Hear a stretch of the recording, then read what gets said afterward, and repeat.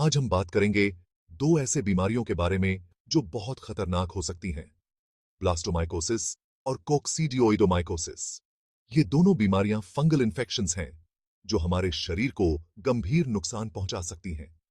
दोनों ही fungal infections हैं, मतलब ये फंजी से होते हैं। फंजाई छोटे माइक्रो ऑर्गेनिजम्स होते हैं जो मिट्टी और सड़ते हुए पत्तों में मिलते हैं। ये हमारे आसपास के वातावरण में बहुतायत में पाए जाते हैं और अक्सर हमें दिखाई नहीं देते।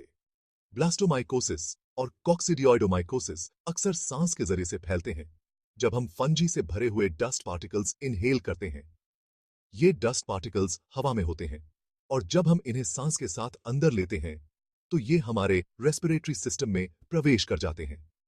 ये इन्फेक्शंस पैरों में शुरू हो सकते हैं और फिर लंग्स और बॉडी के दूसरे पार्ट्स में फैल सकते हैं। ये इन्फेक्शंस धीरे धीरे शरीर के अन्य हिस्सों में फैल सकते हैं और गंभीर समस्याएं पैदा कर सकते हैं। इन दोनों बीमारियों के लक्षण अक्सर फ्लू से मिलते जुलते होते हैं, जिसके कारण इन्हें पहचान पाना मुश्किल हो सकता है। लक्षणों में बुखार, खांसी, थकान और सांस लेने में कठिनाई शामिल हो सकते हैं। इसलिए आज हम इनके बारे में डिटेल में जानेंगे।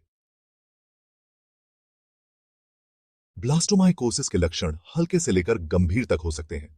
कुछ लोगों में कोई लक्षण नहीं दिखाई देते, जबकि कुछ में फ्लू जैसे लक्षण दिखाई देते हैं, जैसे बुखार, चिल्स और खांसी। अगर आपको ब्लास्टोमाइकोसिस है, तो आपको चेस्ट में दर्द, सांस लेने में दिक्कत और थकान भी महसूस हो सकती है। कुछ केसेस में ये इन्फेक्शन स्किन और बोन्स को भी अफेक्ट कर सकता है, जिसके कारण रैशेस, सोर्स और जॉइंट पेन हो सकता है। अगर आपको इनमें से कोई भी सिम्टम दिखाई दे, तो तुरंत अपने डॉक्टर से सलाह लें।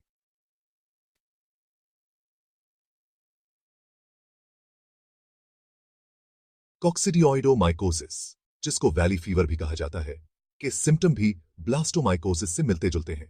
आपको बुखार, खांसी, चेस्ट पेन, थकान और सांस लेने में दिक्कत हो सकती है। कुछ लोगों में स्किन रैशेस और जॉइंट पेन भी हो सकता है।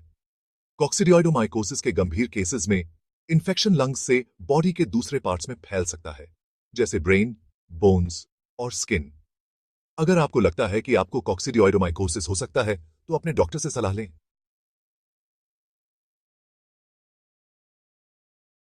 ब्लास्टोमाइकोसिस का कारण एक फंगस है जिसका नाम है ब्लास्टोमाइसीज। ये फंगस अक्सर मिट्टी और सड़ते हुए पत्तों में पाया जाता है, खासकर नदियों और झीलों के आसपास।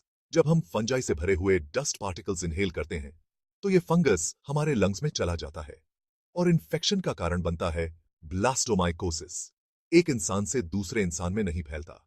इसलिए अगर आप ऐसे इलाकों में रहते हैं जहां यह फंगस पाया जाता है, तो खतरा वाली जगहों पर जाने से बचें, खासकर अगर आपकी इम्यूनिटी कमजोर है तो।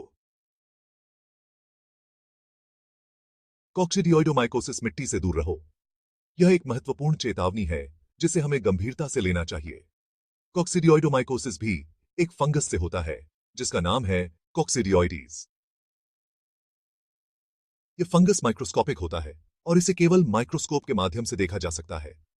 यह फंगस अक्सर मिट्टी में पाया जाता है, खासकर साउथ वेस्टर्न यूनाइटेड स्टेट्स के खुश्क और गर्म इलाकों में। इन इलाकों में मिट्टी बहुत सूखी और धूल भरी होती है, जो इस फंगस के फैलने के लिए अनुकूल होती है। जब मिट्टी खुल जाती है, तो यह फंगस हवा में उड़ जाता है और जब हम सांस लेते हैं, तो हमारे लंग्स में चला जाता है। यह प्रक्रिया बहुत ही सामान्य है, खासकर जब तेज हवा चलती है या जब मिट्टी को खोदा जाता है। कॉक्सिडियोइडोमाइकोसिस भी एक इंसान से दूसरे इंसान में नहीं फैलता। यह एक राहत की बात है, क्योंकि इससे संक्रमण का खतरा कम हो जाता है। इसलिए अगर आप ऐसे इलाकों में जा रहे हैं जहां यह फंगस पाया जाता है, तो डस्ट मास्क का इस्तेमाल करें और मिट्टी से संपर्क से बचें। यह एक सरल और प्रभावी तरीका है जिससे आप इस संक्रमण से बच सकते हैं। ब्लास्टोमाइकोसिस का इलाज, डॉक्टर की सलाह जरूरी। ब्लास्टोमाइकोसिस का इलाज एंटी फंगल दवाइयों से किया जाता है। ये दवाइयां फंजाई को मारने या उनकी ग्रोथ को रोकने में मदद करती हैं। आपको कितने दिनों तक दवाई लेनी होगी, ये इन्फेक्शन की गंभीरता पर निर्भर करता है। कुछ लोगों को कुछ हफ्तों तक दवाई लेनी पड़ सकती है, जबकि कुछ को कई महीनों तक। इंपॉर्टेंट बात यह है कि अपने डॉक्टर की सलाह के बिना कोई भी दवाई ना लें। कॉक्सिडियोइडोमाइकोसिस का इलाज, एंटी फंगल दवाइयां आपकी मदद कर सकती हैं। कॉक्सिडियोइडोमाइकोसिस का इलाज भी एंटी फंगल दवाइयों से किया जाता है। ये दवाइयां फंजी को मारने या उनकी ग्रोथ को रोकने में मदद करती हैं। हल्के केसेस में आपको कोई दवाई लेने की जरूरत नहीं पड़ सकती, लेकिन गंभीर केसेस में आपको कई महीनों तक दवाई लेनी पड़ सकती है।